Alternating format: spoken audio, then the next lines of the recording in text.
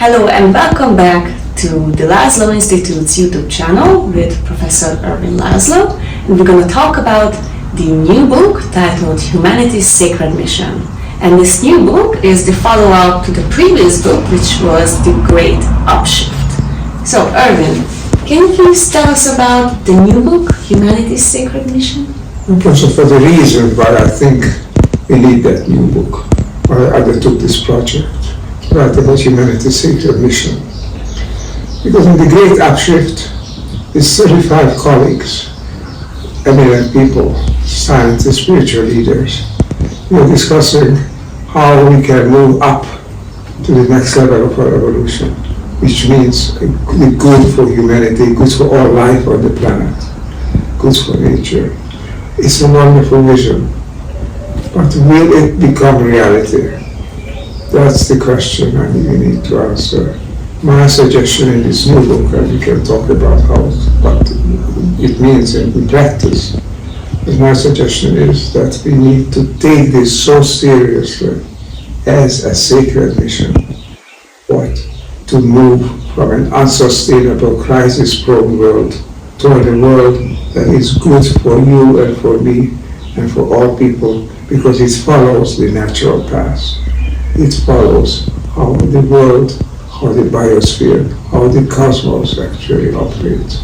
We're beginning to understand more and more of that, and it's time that we started to apply it also. So we need a sacred mission to upshift the world. That's the gist. So what do you mean by sacred?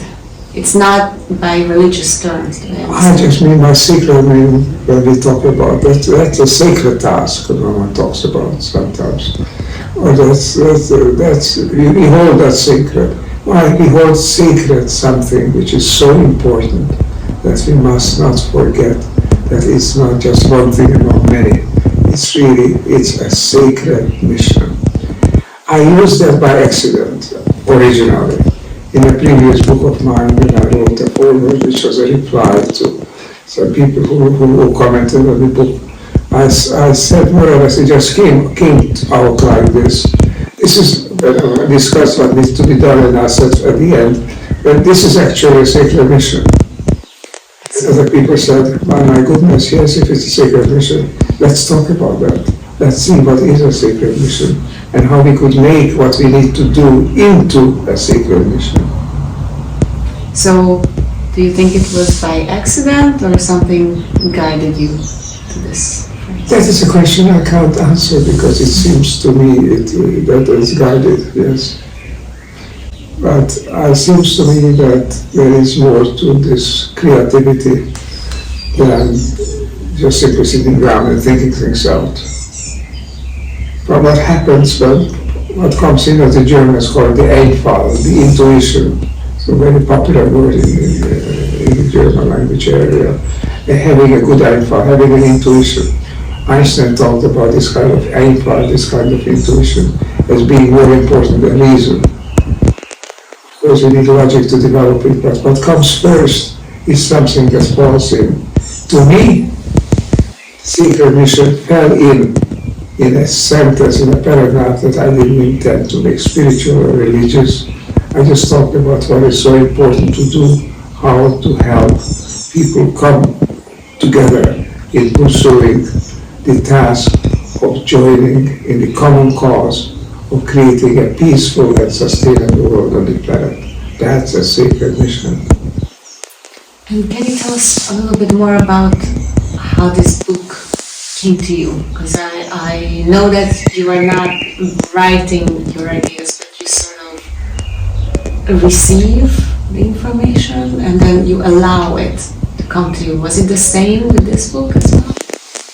I started.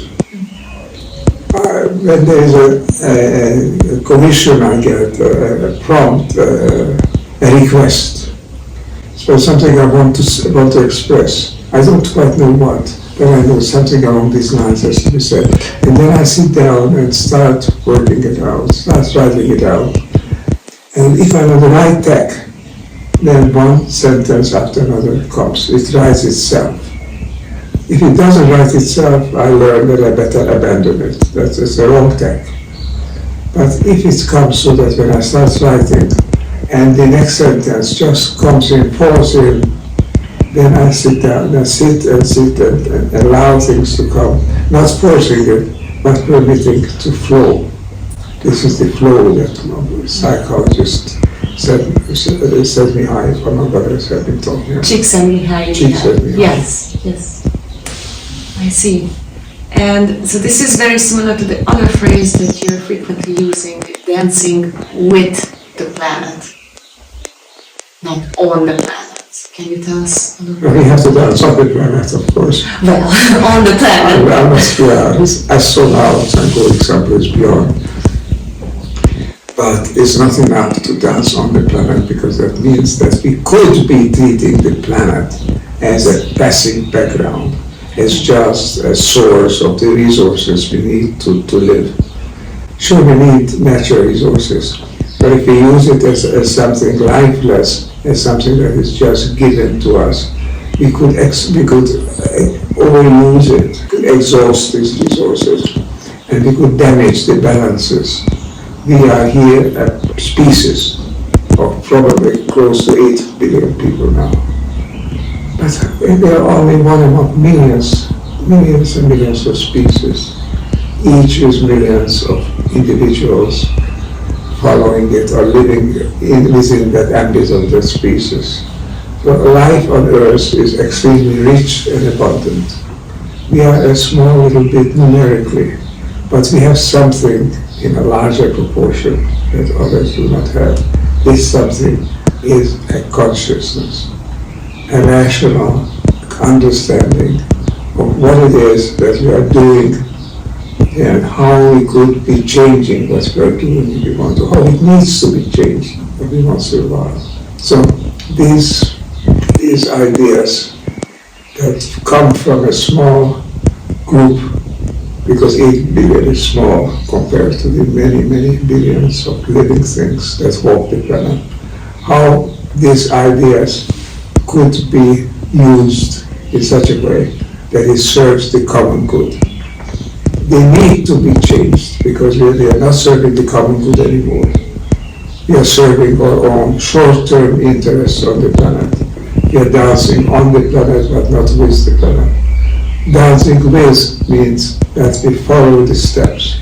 The planet is a dance partner. It's not a servant. It's not just a depository, something that we can draw on.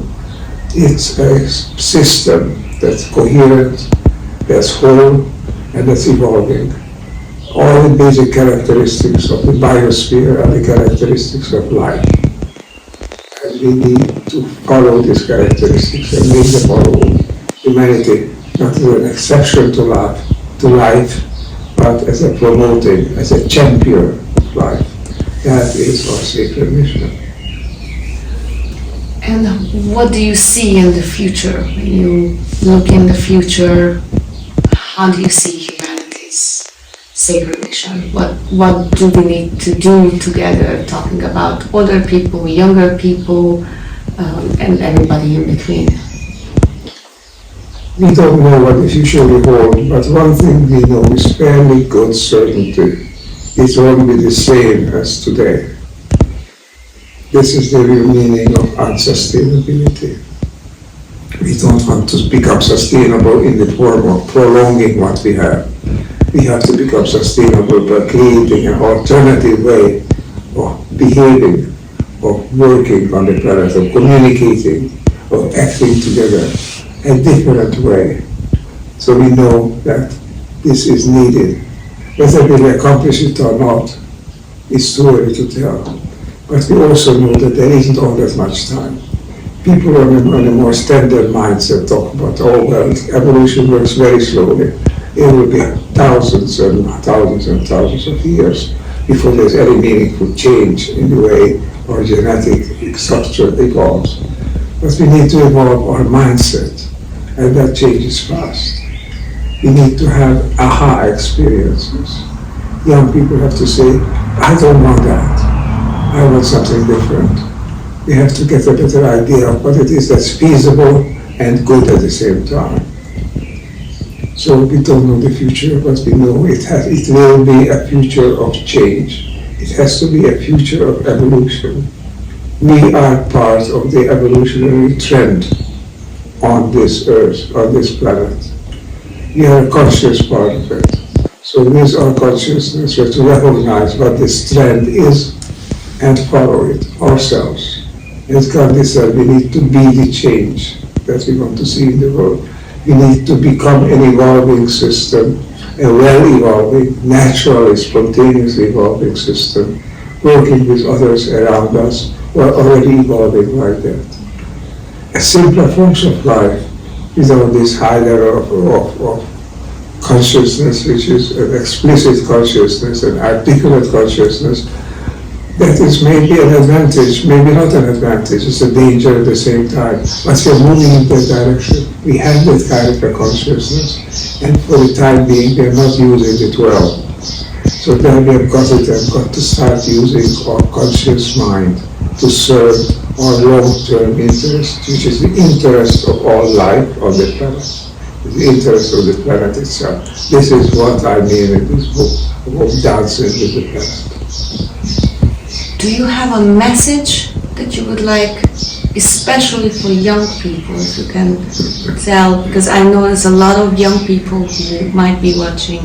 It doesn't matter if you're young or old or whatever, it doesn't matter. But just specifically for people who feel that there is nothing to do and they don't feel anything anymore. Do you have some words that why they should care? Because I think a lot of people have given up because there's so much, wars going on in the world. Sustainability is still an issue. Fossil fuels still a big issue, and a lot of young people feel hopeless for the future. And can you tell them why they should feel the humanity's sacred mission in them? How to feel that? In a situation of a downhill slide, which is not what we are on, but which is a danger that we could be on, in such a situation, not to do anything is a sin. It's a crime against life, against evolution. Because then things will get worse and worse.